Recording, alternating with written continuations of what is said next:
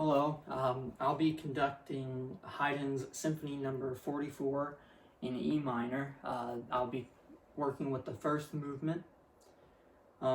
This movement is written in two distinct parts, an A part and a B part, and both parts have a repeat. For the sake of time for this video, I'm only going to conduct the B part one time through without the repeat. This is one of Haydn's earlier symphonies, so there's some interesting things to take note of in this score, and one of those things would be the very thin instrumentation list. This piece is written only for 2 oboes, 2 horns, full set of strings, and a bassoon. So in performance, this is going to likely produce an effect where the oboes and horns kind of stick out in the texture. And this is likely intentional by Haydn, as he does give the oboes and horns a lot of time with primary melodic material. Some performance considerations to take into mind. The first thing would be the presence of staccatissimos throughout the first movement. For newer ensemble members or newer musicians in general, it would be important to make sure that the ensemble is aware of the distinction between the staccato and staccatissimo. Staccatos, most musicians will understand to be play the note short, but staccatissimos take that a little bit further and say to play the note as short as possible. And these players must do this while still maintaining good note quality and good dynamic quality. The first instance of this happens in a forte dynamic within measure 2. So you'll want to make sure that the instrumentalists are playing that those 2 quarter notes short, not quick, but short and at full dynamic while still producing a good tone. Another consideration to take would be the dynamic shifting that happens throughout this movement. Throughout the movement, there's a lot of spots within 2 or 3 measure segments where the dynamic will shift very rapidly from 2 extremes. Within the first 2 measures, the dynamic goes from forte to piano pretty quickly. And then about 10 measures later, you have another shift from pianissimo to forte. So it's important to make sure that the instrumentalists are approaching those dynamic shifts appropriately and effectively. And if need be, the conductor should be able to show those dynamic shifts in preparation so that the ensemble has that preparation and can be ready for those rapid changes. Another thing to take into consideration if you're working with newer musicians, younger ensemble, the layering of subdivision through this piece. It's pretty convenient.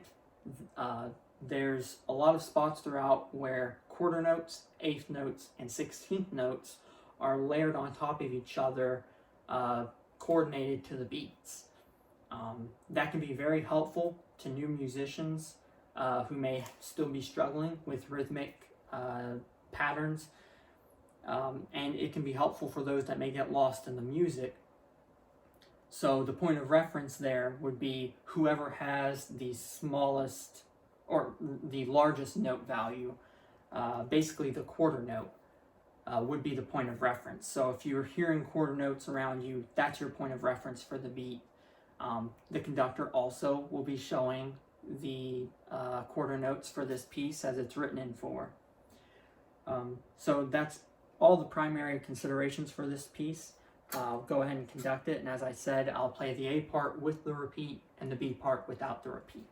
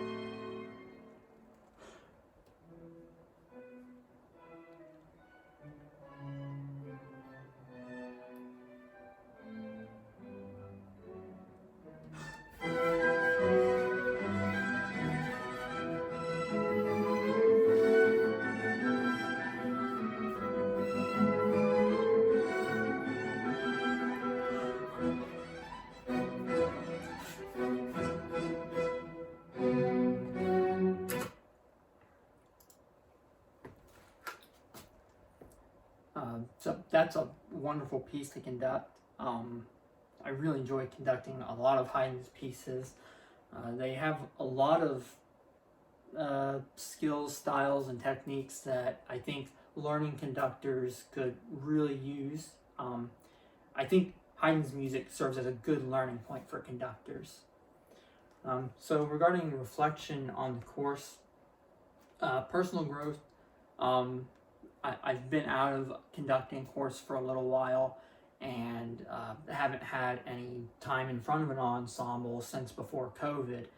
So I've not really been pushed a whole lot for the past year, maybe, to think about conducting styles or my gestures, or just little tiny things like the swaying that we discussed earlier in the semester.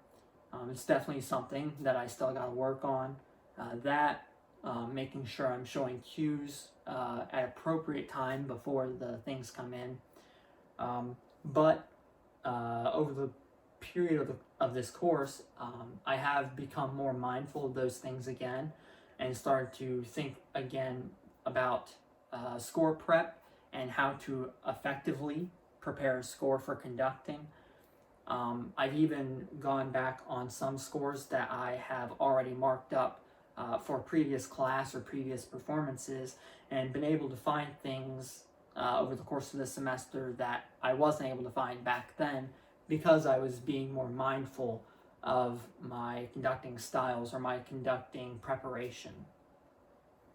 So that's definitely something that over the next few months, as I start to prepare myself for looking for some kind of conducting apprenticeship or something of that sort, that I'll be able to start implementing those things more. That also covers things on technique. I do, of course, want to work more on showing contrast in my gesture size for dynamics. There are times when I think that I'm showing a very significant contrast in my gesture size, and then I'm actually not. But thankfully, when I do these conducting videos, I'm able to look back and see those kinds of things and be able to address that. As far as listening skills, it's hard to develop listening skills very well without a live ensemble. I'm aware of that. However, I still think it is very possible to do it even in a recorded setting like this, where you sit down with the score and you have the recording playing. I find it helpful to memorize the layout of an orchestra, or if you're working with a symphonic band or whatever. So when I work on these scores, I sit down, I'm looking at the score, and I pinpoint where each part is. You know, the horns and oboes are going to be around this general area. The bassoon and low strings over here, violins over here.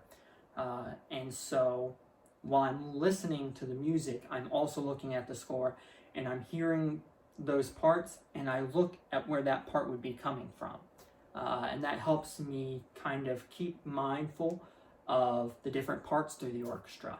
That way, when I'm in front of a live orchestra and I hear a weird squawk from the woodwinds, I'm able to actually look at the woodwinds and realize that sounds from woodwinds and address that issue.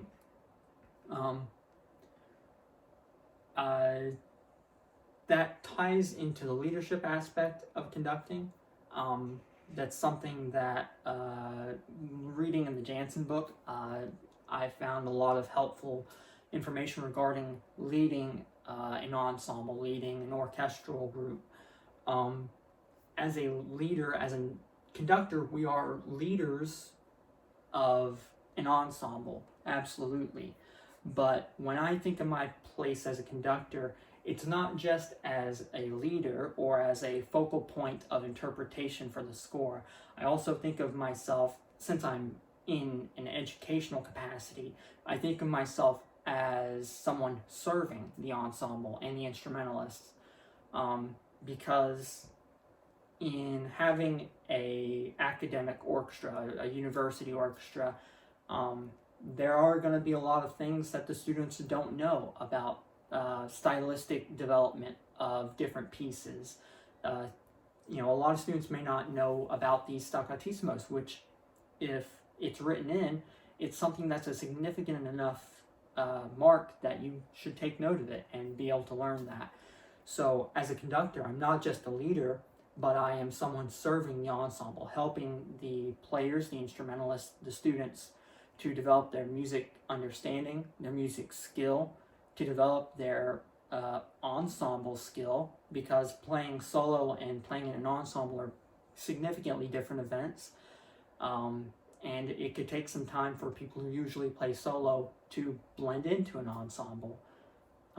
So those are all things that I'm considering when I'm working on conducting stuff, when I'm working on conducting projects, when I have worked with ensembles in the past, or when I will in the future.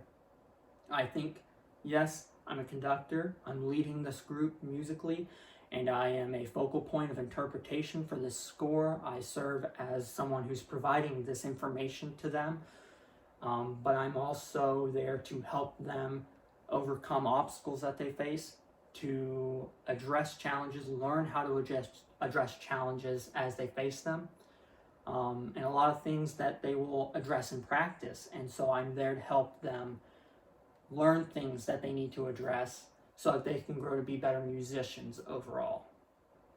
This has been a great class, a great time for reflection and continuing to develop my conducting skills, and hopefully within the coming months I'll be able to put those to use with a live ensemble once again. So thanks you, and yeah, great class. Thank you.